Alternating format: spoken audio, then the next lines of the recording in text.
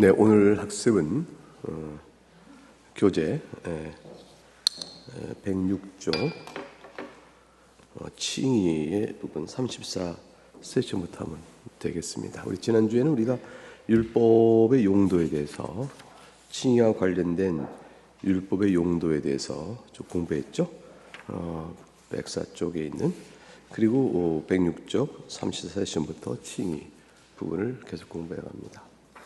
하나님의 율법을 통해서 우리가 죄인됨을 깨닫고 그것은 이제 죄인을 죄의 조목을 낱낱이 드러내어 그 죄를 책망하시는 하나님의 꾸짖음 앞에서 살 길이 없음을 고백하고 그래서 살아날 그리스도에게로 나오는 그런 은혜 입은 자들의 경우에 나타나는 것이라 할 것이겠습니다.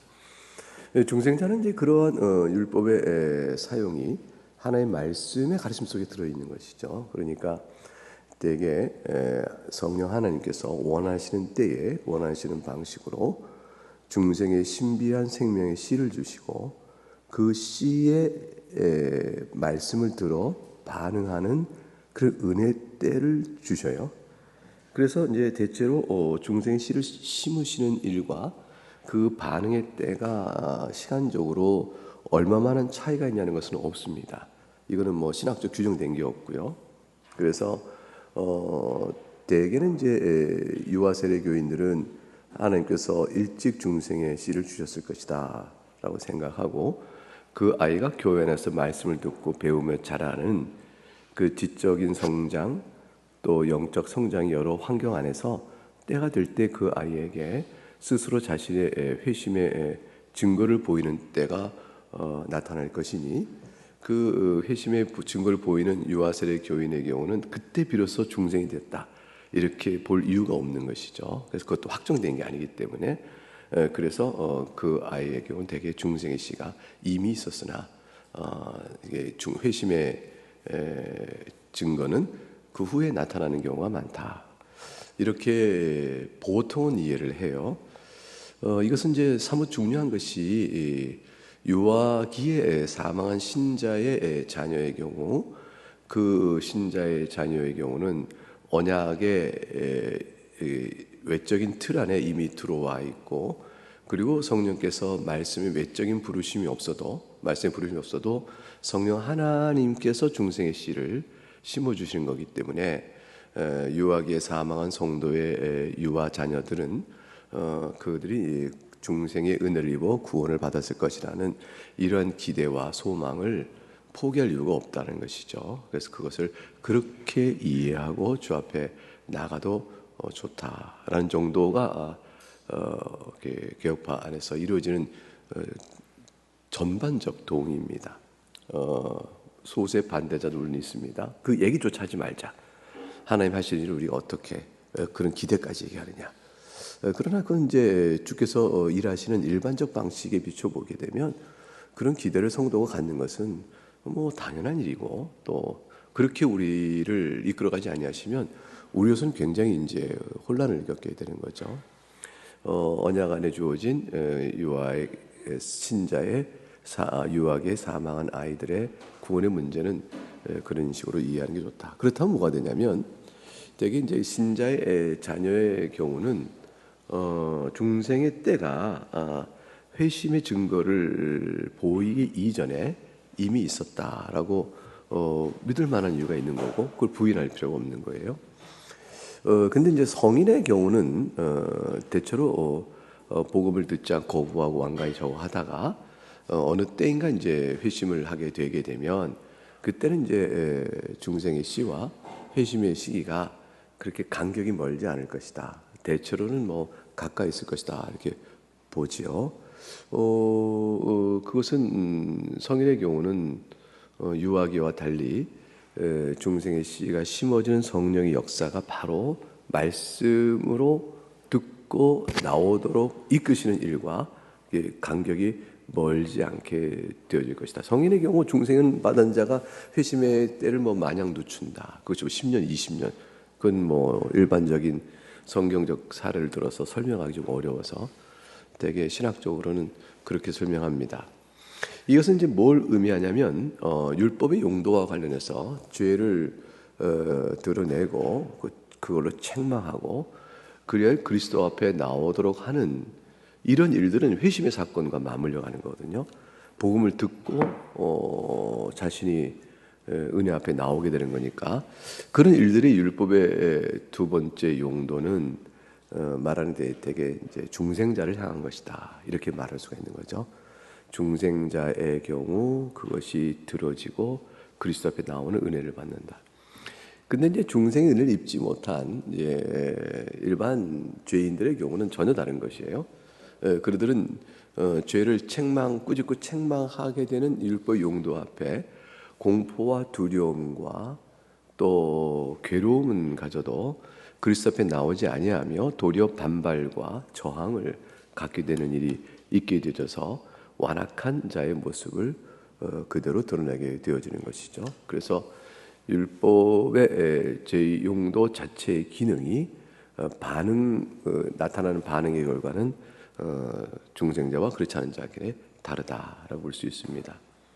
그래서 이제 의롭다함의 은혜를 입는 자들은 되게 중생 은혜를 입은 자들이죠. 효과적인 부르심을 받은 자들이에요. 그래서 중생 은혜가 있고 말씀을 들을 때 주 그리스도 앞에 나오는 회심의 이제 증거들이 나타나는 사람. 그럴 때는 성령 하나님께서 그의 영혼을 붙들어 말씀을 깨닫는 은혜를 주시고 그 그리스도 앞에 끌어내는 이 효과를 이루어내시는구나. 이 이루어내시는 회심의 사건은 실질적으로 사람이 저항하여 안 하겠다고 거부함으로 하나님께서 원하는 자를 구원하지 못하는 그 하나님의 능력과 뜻이 좌절되는 인간의 완고함 때문에 이런 일은 없어요. 이 부분은 하나님께서 원하신 자는 반드시 완고하고 완악한 자도 어떻게 하더라도 그를 깨우쳐 돌이켜 하여 불러내시게 되어집니다. 그런 일이 있음으로 인하여 그 하나님께 주시는 효과 있는 부르심은 반드시 불가항력적으로 이루어진다 이렇게 얘기하죠. 그래서 우리는 다 믿음 안에 오게 되는 회심을 주 앞에 하고 나온 자들일진데 우리를 향한 우리가 결코 저항할 수 없는 하나님의 능력의 은혜로 우리가 이렇게 믿음이라는 고백이라는 효과를 얻고 있는 자들이에요. 그래서 그 이후에 믿음 안에 있는 사람들이 거룩한 하나님의 말씀의 부르심 앞에 살아가는 동안에 그 안에서 우리의 남아있는 죄의 부패성과 성령 안의 부르심에 대한 은혜 사이에 살아가는 동안 일생 동안 계속 끊임없이 반복되는 영적 갈등과 투쟁이 있는데 그 투쟁 가운데서 그 영적 갈등과 투쟁 가운데서 죄의 유혹에 넘어지고 성령의 소욕, 성령께서 원하시는 쪽으로 가지 아니하는 나의 여러 죄의 양상들, 그거에 대한 책임이 스스로 원하여 한 것이기 때문에 우리에게 있거든요. 그러할 때 우리는 성령을 근심케 하고 성령을 저항하고 은혜를 우리가 저항하는 모양으로 보여요. 그래서 이제 회심케 하는 은혜는 절대 불가항력적인데 거룩한 삶을 성도로 살아가는 일에 있어서는 남아있는 부패의 성정을 따라가는 인간의 죄의 성향과 그걸 기뻐하는 자기 본성에 따라 원하는 바를 행하는 인간의 자유의 본성은 죄의 책임이 있는 만큼 따라서 은혜를 저항했다. 그래서 은혜를 저항했다. 성령을 근심케 했다. 이렇게 표현할 수가 있는 거죠. 근데 이 부분의 성령의 역사와 인간과의 관계 문제 때문에 이걸 착각하여 마치 우리가 죽은 자가 살아나고 하나님 앞에서 돌이켜 주 앞에 나오는 근본적 회심의 사건이 우리가 저항하고 우리가 선택할 수 있는 것처럼까지 넘어가게 되면 이게 잘못 본 것이라는 거죠. 그래서 우리에게 생명을 주시고 살린 일은 오직 하나님의 전적인 은혜예요. 이 전적인 은혜고 그 은혜를 입어 생명 얻은 자가 회심을 이루게 되고 회심 이후에 회심자로서 살아가는 삶. 그러니까 자체를 이루는 게 아니라 회심자로 살아가는 삶. 그게 이제 신앙인의 삶인데 그 신앙의 삶 속에서는 우리의 결단을 촉구하고 우리에게 자신을 돌아보라 말하고 너희가 어디에 섰는가 봐라. 그리고 싸우라. 이렇게 얘기하고 계속 우리의 인격적 결단을 촉구해 가면서 말씀이 권면하죠. 그건 왜냐하면 우리의 성정 자체가 인격체이기 때문인 거죠. 그래서 말씀을 듣고 순복하는 거예요. 자원하여 순복하는 일에 대한 고백을 주께서 받아들이셔요. 그러니까 죄를 원하여 짓듯이 우리가 성령의 부르 앞에 말씀의 교훈을 원하여 하나님 사랑합니다 라고 나오도록 하는 그 순종을 기뻐하시는 거고, 그게 바로 참된 순종이거든요. 주를 위하여 행하는 모든 일의 선함은 하나님께서 내게 주신 바 은혜에 대한 자원적 순종이에요. 내 마음을 감동시키셔서 그게 성령 하나님이 주시는 거죠. 감동과 감화를 일으켜서 나로 하여금 주 앞에 받은 은혜 앞에 감사에 나오도록 이끌어 내신단 말이에요. 그래서 순종은 하나님 사랑에 대한 마땅한 반응이에요. 그래서 그것이 없으면 내가 중립적 위치에서 하나님을 선택할까 죄를 선택할까 내가 이래야지 이렇게 되는 선택이 전혀 아닌 거예요. 그렇게 선택한다면 인간의 공로가 생기는 거죠. 선택받은 하나님은 나한테 상을 줘야 되는 거죠. 선택받으셨으니까. 근데 이런 식의 개념은 성경에 없어요. 이게 이렇게 된 것은 성경에 없고, 내가 원하여 죄를 지어 책임을 지거나 내게 주신 은혜의 감동 감화로 내가 죄를 따라가지 않고 하나님 앞에 자원하여 드림으로 받은 바 은혜에 대한 감사 찬송을 드리거나 이 둘 중에 하는 거죠. 그래서 성도가 행하는 모든 선행은 자기 것이 아니에요. 내 안에 이루어진 하나님의 선한 은혜로 따라 이루어진 것이기 때문에 이런 이제 맥락이 있어요. 그래서 인간의 이제 자유의지나 자유선택 부분이 회심 이후의 삶 속에서 거룩한 성도의 삶을 살아가는 데 나타나는 이러한 반응과, 이게 사실 오늘 아침 설교 부분에 관련된 부분인데 제가 말하다 보니까 계속 그게 나와가지고 그래서 지금 설교를 지금 제가 미리 다 보여주고 있는 거예요. 그래서 이제 그런 부분들이 있어요. 그런 이제 회심자가 이제 드디어 은혜를 입어서 하나님 앞에 이제 나오게 되어지면 이제 의롭다함을 받는단 말이에요. 근데 의롭다함을 받는다는 말이 이게 얼마나 비현실적인가를 생각해 보는 거예요. 왜냐하면 현실에서의 자기 모습과 자기 발견과 자기 성찰은 의로운 자의 모습이라고 내세울 수가 없다는 걸 너무 잘 알아요. 하나님의 율법이 무엇을 의미하는지 알거든요. 하나님의 율법은 완전히 지켜야 되며 언제나 지켜야 되며 감사함으로 지켜야 되며 이렇게 나오는, 그래야 참된 율법의 순종이란 말이에요. 그리고 마음과 뜻과 힘을 다하여 드리는 것이에요. 외적으로 지키는 것이 아니라 내면으로 지키는 것이니까 그 즐거움과 감사로 해야 되고 받은 바 은혜 때문에, 그리고 항상 지켜야 되며 모든 율법을 지켜야 그래야 의롭다함을 받는 거죠. 이렇게 하신 분이 누구예요? 예수님밖에 안 계셔요. 그러니까 인간은 불가능한 일이기 때문에 그거를 알면 알수록 자신을 돌아보면 의롭지 않은 거예요. 나같이 의롭지 않은 자가 이게 나의 실상인데 어떻게 의롭다함을 받느냐? 아닐 것이다. 아닐 것이다. 그날에 주께서 나를 책망하실 것이다. 이런 이제 두려움과 또 의심, 또 불안감, 이런 것이 이제 늘 미칠 수가 있죠. 근데 오늘 칭의의 이 교리는 성경대로 하나님께서 그러한 자를 예수 그리스도의 의 때문에 의롭다고 간주해 주신다. 이거예요. 간주해 주신다.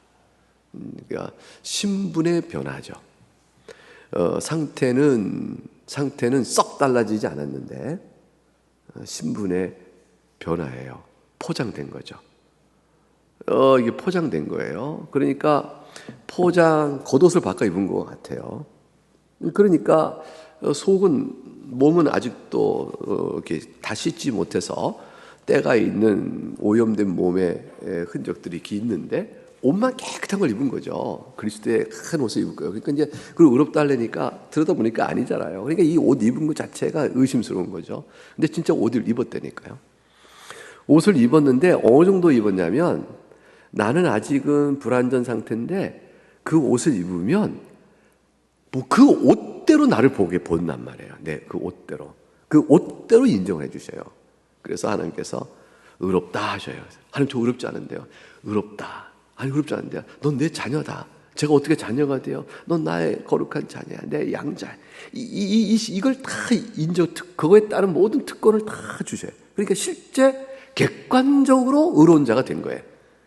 이게 주관적으로는 아니에요. 주관적으로는 의로운 자가 아닌데 여전히, 근데 객관적으로는 완전히 의로운 자가 돼서 법적으로 의로운 자의 신분을 다 갖고 있어요. 아무도 이걸 못 뺏어요. 그래서 누군가가 너의 주관적 상태를 보니까 의로운 자일 수가 없어. 너 같은 자가라고 마귀가 침소하거나 내 양심이 나를 가책하거나 하여도 법적으로 객관적으로 의로운 자가 되어져서 소위 권리증을 내릴 수가 있단 말이에요. 이게 너희 집이라고 권리증 내놔봐. 내놓을 수 있다니까요. 네가 하나님의 집에 소속된 있다고 권리증 내놔봐. 그럼 하나님 집에 소속한 내 권리증 내놓을 수 있다니까요. 이 권리증이 있어요. 이게 권리증이. 그게 이제 의롭다함의 놀라운 은택이에요. 그러니까 상대방이 뭐라고 말할 수가 없어요. 권리증 보니까 아닌데 권리증이 있네. 봐, 이름 써 있지. 이름 딱 써 있는 거죠. 아닌데 있다. 그리고 성령 하나님이 도장을 탁 찍어주게. 완전히 있어요. 근데 이 권리증을 얻는 방법이 뭐냐? 믿음인 거예요. 이 권리증을 얻는 방법이 믿음인 거예요. 그러니까 주관적인 나의 상태의 거룩성이 권리증을 얻는 근거나 방법이 아니고 믿으면 되는 거예요. 예수 그리스도의 의를 그냥 믿으면 돼요. 이게 너무너무 비현실적이죠. 아니, 믿는다고 그 권리증을 내가 받는다고? 그럼 믿음이란 것도 공로가 되는 것 같아. 꼭 내가 믿고 넌 안 믿고, 나한테 그 믿는다는 나의 헌신이 있고, 내가 믿는 의지가 있고, 결단이 있고, 믿는 자의 삶, 그 믿는다는 제자다움, 이게 자꾸 확장돼가면 믿는 자의 제자다움, 믿는 사람으로 그리스도인의 모습, 이 내가 의롭다를 받는 거라고 생각이 자꾸 멀려 가요. 왜냐하면 믿음이라는 게 안 믿어지니까. 믿음으로 그리스도의 의를 그걸 내 양도받는다, 그걸 내가 받는다는 게 안 믿어지니까 사람이 믿는데 그 믿음은 곧 그리스도인의 모습이고 그리스도의 삶이고, 그래서 내가 그리스도인답게 살아가는 것이고, 그래서 그리스도인의 제자다울 때 내가 그리스도로 말미암아 의롭다를 받는 거지.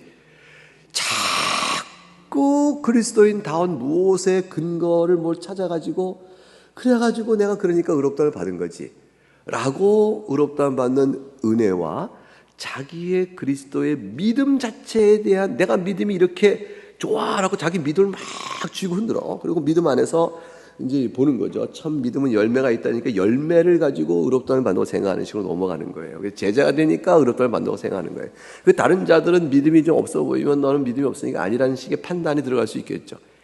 여기에서 신학적으로 굉장히 조심할 게 뭐냐면 참된 믿음과 거짓된 믿음.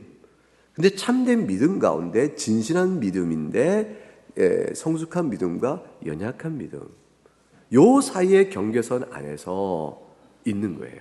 그래서 거짓된 믿음으로 의롭다함을 받는다는 말하는 것을 경계하는 사람은 항상 믿음의 진실한 믿음의 성숙한 열매를 보고 그 믿음이 진실하니까 의롭다함을 받는 게 맞아 라는 얘기를 자꾸 하고 싶어요. 그러다 보니까 어떤 우가 생기냐면 마치 열매가 의롭다함을 받는 근거가 되는 것처럼 믿음으로 의롭다함을 받아야 되는 원래적 의미가 자꾸 약화되어지고 열매로 의롭다함을 받는다는 식의, 이게 믿음을 대체하는 자꾸 심리적 작용이 나와요. 신앙적인 자리에 자꾸 역할이 커져가는 거예요.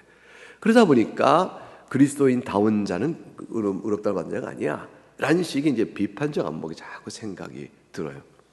근데 이것은 참된 신앙을 가진 사람에게서는 경건의 열매를 맺는 것에 대해 유익성을 주고 성화하는 데 도움을 주는 말인 건 틀림없는데, 반대로 생각하면 틀린 거니까요. 열매가 없어도 돼. 믿음의 증거가 없어도 돼. 이건 틀린 말이니까 믿음 반대 증거가 따라오게 돼 있거든요. 이거 틀리기 때문에 그 말은 반대를 생각하면 맞는데 극단의 극단이에요.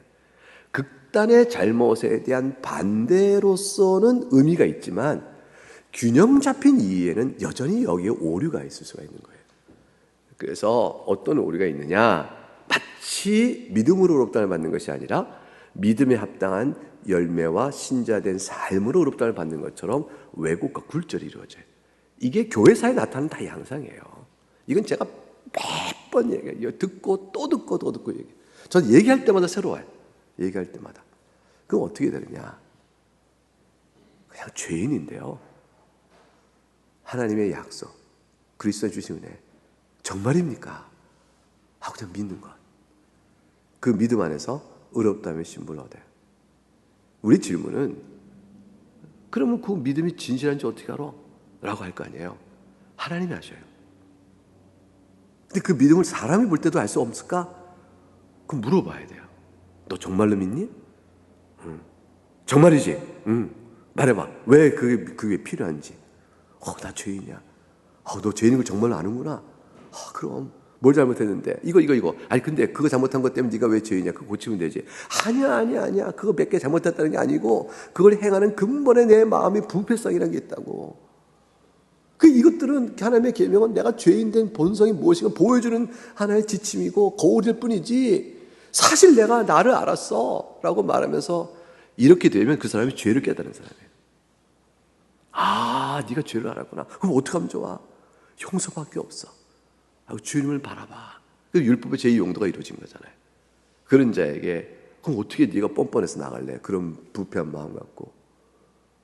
주님이 그런 자를 오래 가셨는데 그런 자 오래 가셨잖아. 나 그 약속 믿고 갈 거야. 난 나의 부족함 때문에 내 스스로 기준을 정하여 절망하지 않고 나로선 절망하지만 하나님의 약속, 그분의 약속 묻고 가는 거야. 그리고 그게 이제 믿음이에요. 그리고 손 벌리고 거지가 염치도 없이 매 구걸하도 손 내밀고 하나님 이렇게 되는 거예요. 그걸 믿음이라. 그런 자를 의롭다 하셔요. 이게 참 믿음이에요. 요 믿음에 진실한 사람은 동네 가다 지나가다가 가만히 구경하다가 저 사람이 의롭다를 받네. 그거 괜찮네. 나도 한번 그러면 믿는다고 해보지. 뭘 하면 됩니까? 예수님 나의 구주라고 말하면 됩니까? 나 예수님 나의 구주요입니다. 날 죄인이라고. 그렇지, 사람이 다 죄인이지 뭐. 죄인입니다 라고 말해서 나도 그러면 형식상 모든 조건을 갖췄으니 믿는 자가 됐네. 이래서 나도 구원받은 자라고 하는 것과는 다르다는 거예요. 이렇게 믿지 않도록 하도록 위해서 교회는 복음의 은혜를 율법의 용도처럼 계속 가르치는 거예요. 가르쳐서 설령 그렇게 처음에는 낮은 인식이요 부족한 인식으로 그런 줄 알고 교회에 들어왔다가 계속된 예배 속에서 자기를 들여다보게 되면 하나님의 말씀이 계속 가르쳐지니까 그래서 신앙생활 10년 20년 만에 내가 이제 예수를 제대로 믿어라는 사람이 나올 수는 있어요. 근데 교회가 그렇게 중요해요. 그래서 말씀을 듣고 오니까 신자들에게는 계속 그를 의심하게 하여 괴롭히기보다 말씀의 바른 진리가 뭔가를 계속 들여서 그 양심을 계속 두들겨야 돼요. 그러면 말씀이 그 신앙 양심을 두들기며 믿음을 돌아보게 하며 내가 이전에도 믿음을 고백했으나 그 믿음은 입술의 고백이었고 내가 이제 참으로 고백하네 라고 나오는 마치 회심은 한 번인데 비로소 진정한 회심이 그때 이르는 것 같은 고백이 있는 사람들도 우리 교회 중에 있는 거죠. 그런 일이 있는 거죠. 그래서 하나님은 반드시 택한 자에게요 그 믿음을 받아내셔요. 임종 전에 택한 자는 그래서 이제 우리 부모님 전도회 때 부모님 교회 나오게 하는데 자식이 보니까 부모님 아무리 신앙이 의심스러워. 그냥 뜰맞고 다니시는 것 같아. 그래서 막 안타까워가지고 복음도 전하고 그래요. 근데 알았다. 다 죄인인데 예수님 된다는 거 아니냐. 나 알았다. 그러니까 영 미심쩍어. 좀 진정하게 눈물 콧물 흘리시고 하나님 제가 죄인입니다 하고 막 가슴을 치고 그런 거 한번 봤으면 좋겠는데 영 안 그러신 것 같단 말이에요. 그러니까 정말 믿으시나 저래 가지고 구원 받으셨겠나 이런 생각이 왔다 갔다 하면서 이렇게 볼 수 있거든요. 계속 기도하시면 돼요. 그럼 어느 때 나이 들어서라도 내가 죄인이다. 자식 앞에 눈물 안 흘려도 그 한마디 다 하실 때가 있어요. 돌아보니 그렇구나. 여지껏 들은 말이 다 그렇다. 그걸로 그 안에서 구원받으면 믿음에 참된 회개가 있는 거예요. 사람은 완전하게 처음부터 태어나지 않아요. 사람은 사람인데 성숙한 인간으로 태어나는 게 아니고 자라가고 씨가 있으면 말씀 안에서 어떻게 될지 모르죠. 그렇게 되어가는 것이에요. 그렇기 때문에 의롭다함의 선언은 그 모든 걸 고려해 보면 믿음으로 의롭다는 이 믿음에 대한 강조가 계속 되어져야 돼요. 이 믿음에 대한 강조, 의롭다면 믿으면 되는 거예요 라고 계속 강조하지 않으면 믿음으로 의롭다함이 되어진다는 사실을 알고 불안한 사람도 다 죽어요. 그리고 보세요. 그런 사람 다 가짜 믿음이 쳐보니까 쳐내야 돼요. 그 다음에 진실을 믿는 사람은 항상 부족해서 쳐내야 돼요. 그래서 누가 그러면 의롭다를 받은 자이겠느냐. 교회 안에 신자 구성을 할 수가 없게 되어져요. 신자 구성을 할 수가 없어요. 그럼 아무도 안 남아요. 다 비회원, 손님들만 앉아있는 거예요. 진정한 회원은 누가 몇 사람 있을까? 그 회원이 그러면 권한을 갖고 판단할 거 아니에요. 이상한 교권이 형성되어져요. 참중생자의 참회심자로 인정받은 몇 소수의 사람이 다른 사람의 회심 사건을 판단하는 위치에 오르게 돼서 항상 판단자를 쓰게 된다니까요. 교회가 은혜에서 율법주의로 완전히 허물어져가는 문제가 생기는 거죠. 이게 극단과 극단 사이에 서로 균형을 잃어버린 양상인 것이죠. 겉보기에는 거룩해 보이나 복음이 없는 것이고, 겉보기에는 복음을 자랑하나 복음이 없는 자가 있는 거죠. 복음을 자랑하나 복음이 없는 것이 있고, 복음에 참된 믿음을 자랑하나 그러나 복음이 없는 교회가 있는 거죠. 교회가 그래서는 안 된다. 그건 주님의 교회가 아니에요. 신약에 나타난 교회도 아니고 그런 것입니다. 이런 공부가 필요한 거죠. 그래서 이런 공부가 필요한 거죠. 지난주에 계속 제가 책을 안 보고 진도를 나가야 되는데, 그 34번 세션을 보면 바울은 둘째 줄에 그리스도의 교훈을 세울 때 그리스도께서 닦아놓은 기초를 지켜야 된다. 기초. 이 기초는 뭐냐? 그 다음 달라 그리스도의 구원의 시작인가? 구원의 시작이면 우리에게 공로 쌓을 기회를 열어주는 시작인가? 그리스도께서 우리를 구원받을 수 있도록 공로를 쌓을 기회를 주셔서 이제부터 네가 공로를 쌓으면 된다. 이거죠. 그러니까 예수 믿고 공로 쌓아 구원받자. 이렇게 되는 거냐라는 얘기예요. 이거 뭐 때문이냐면 로마 캐톨릭 때문에 그래요. 로마 캐톨릭이요, 예수 믿으면 일단 교회 회원권을 줘요. 그리고 그다음부터는 연옥에 가고 낙원에 이를 때까지 가는 전부 자기 공로가 필요하니까. 또 유대주의가 있어요. 유대주의도요, 전부 은혜를 얘기해요. 유대인들도 아브라함의 혈통으로 태어난 것 자체가 은혜예요. 그들 생각에는. 왜냐하면 그래 유대인이잖아요. 그러면 아브라함의 혈통을 태어난 그 자체의 은혜 누림 속에서 이제 모세의 율법을 잘 지켜감으로 천국 백성 되는 거거든요. 그러니까 은혜로 회원권을 얻고 공로로 구원의 마지막 결정을 이룬다. 이게 이 구도가 이거는 타 종교에는 공로주의 종교라고 하는데, 공로주의 종교가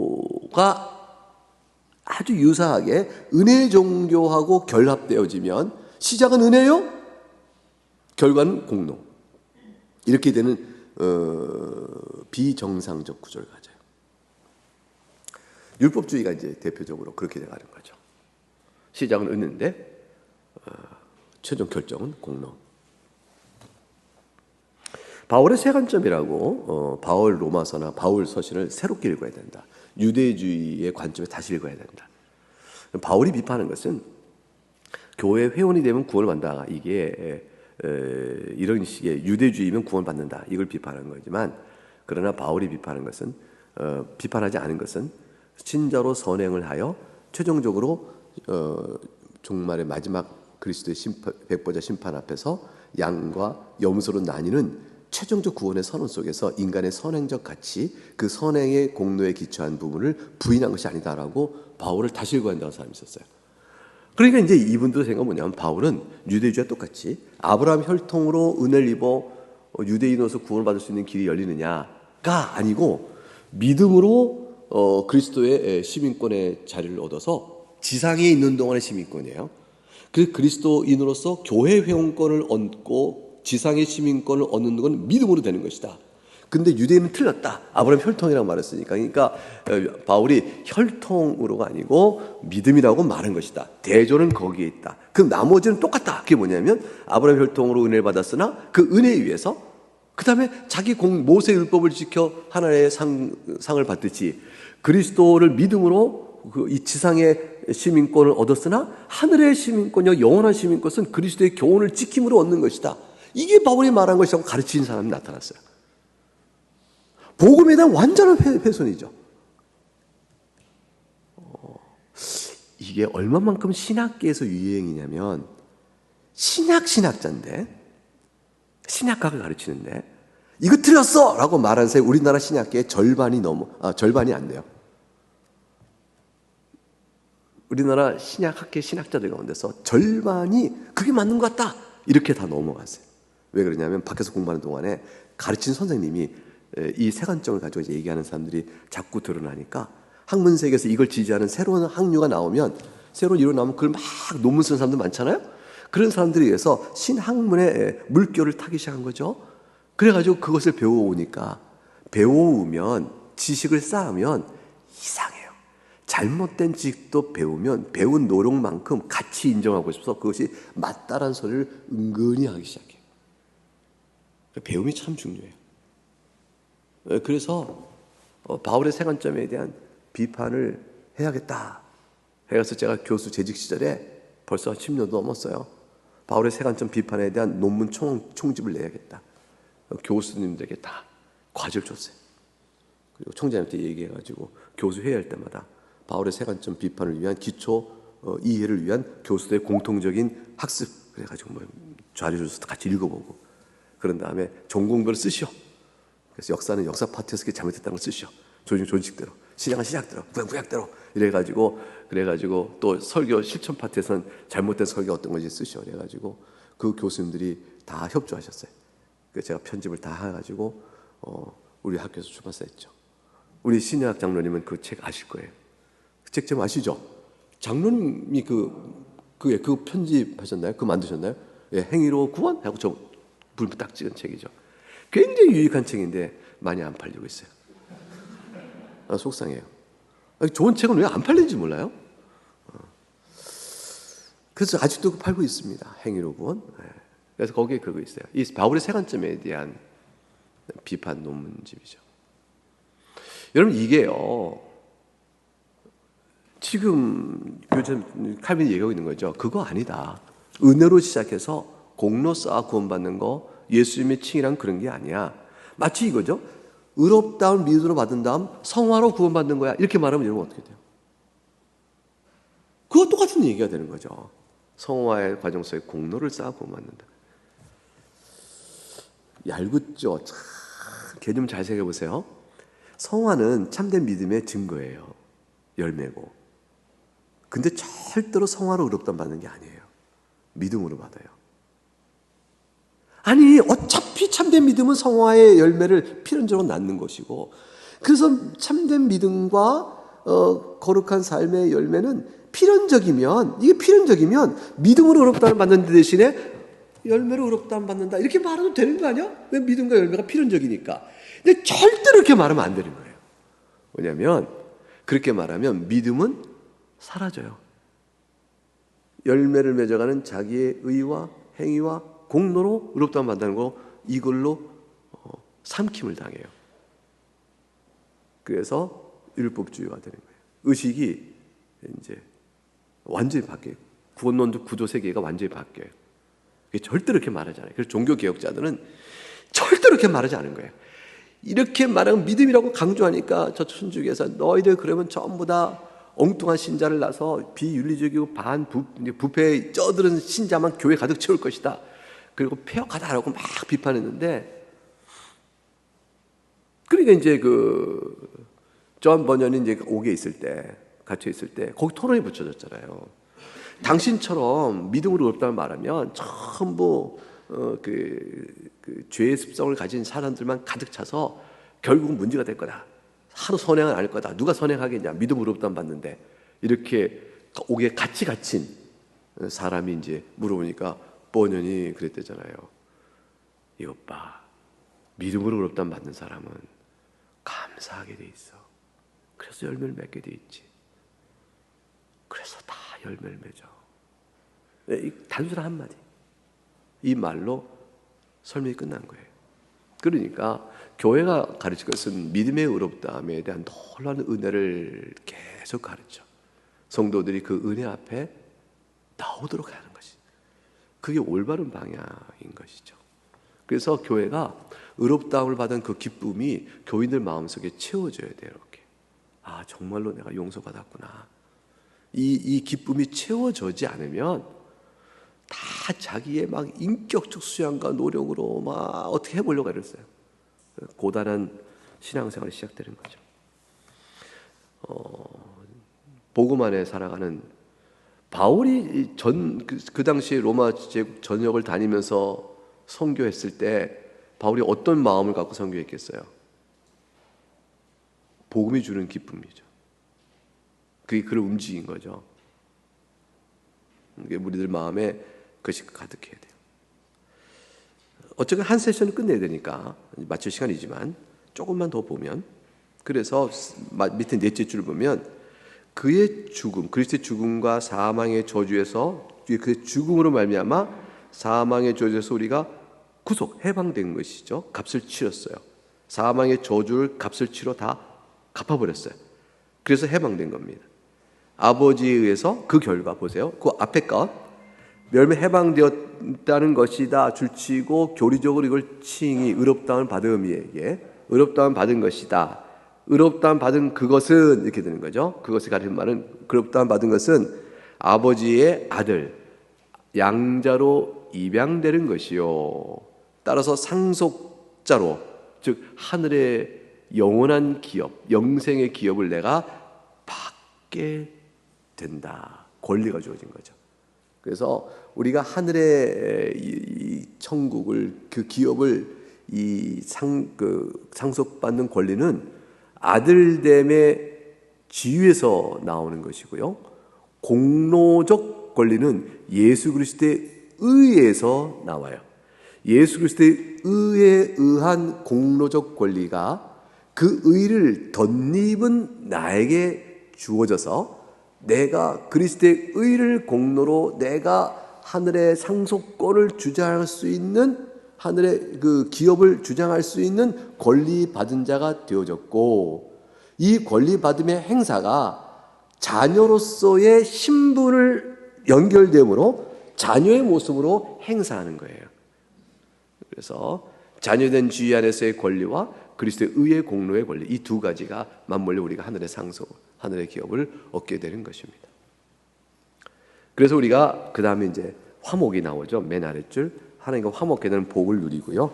그렇게 누리고 하나님의 보호로 절대로 망하거나 타락하지 않은 채 우리가 성도의 견인이라고 그러죠. 믿음 안에서 인내하여 끝까지 구원에 나아갈 수 있게 되어지고, 그리고 하나님 나라에 들어가는 자들인 것이다. 이것은 아무것도 아니다. 우리가 여전히 우매하지만 주님께서 우리의 지혜가 되시고, 우린 여전히 죄인이지만 우리 의가 되시고, 우린 부정하나 우리의 정함이 되시고, 우리는 약하나 우리가 하늘에 있는 그분의 권세가 우리 것이 되어져서 우리를 강하게 해주신다. 이러한 모든 은혜의 복들을 누리도록 지금도 계속 붙들어 주신다. 우리는 여전히 죽을 몸을 갖고 있으나, 그러나 우리의 생명 되신 그분 때문에 우리는 살아있는 자다. 그분의 모든 것이 우리 것이다. 우리는 그분 안에서 모든 것을 가지고 있다. 우리 안에는 아무것도 없다. 그러니까 내가 하나님 앞에 의로운 자인 걸 들여다보고 자기를 들여다보지 마라. 아무것도 못 찾을 거다. 그냥 그리스도를 보라. 그리스도 안에서 모든 걸 찾을 것이다. 그게 바로 우리 것이다.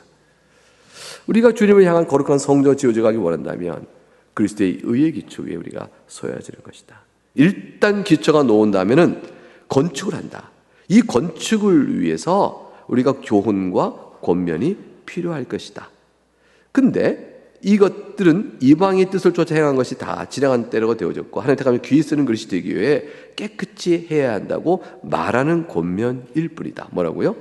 이미 택함 받은 자들이기 때문에 이렇게 되는 거죠. 그래서 우리가 의로운 자로서의 거룩한 상태를 이루어가는 것이지, 의의 지위가 없이 거룩한 상태를 요하는 게 아니에요. 의의 신분과 지위를 가진 자로 거룩한 상태를 요하는 것이다. 이제 이렇게 설명을 했습니다. 34 세션까지만 하고 마치겠습니다. 기도하겠습니다.